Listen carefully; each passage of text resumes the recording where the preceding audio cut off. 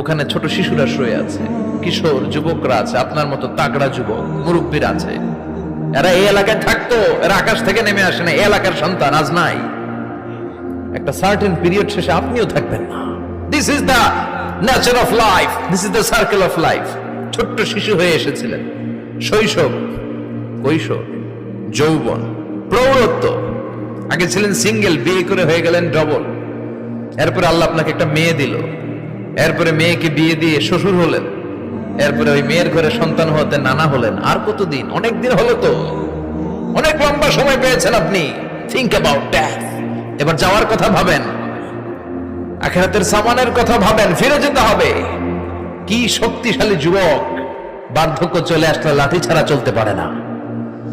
কুচকুচে কালো দাড়ি সাদা হয়ে যায়, দাড়ির শুভ্রতা, বয়সের ভার, রং ধরা যৌবন জং ধরে শেষ, ঠিক কিনা? This is the circle of life. যুবক ভাইরা, এটাই জীবন, চলে যেতে হবে, কেউ থাকতে পারবে না, ঠিক কিনা?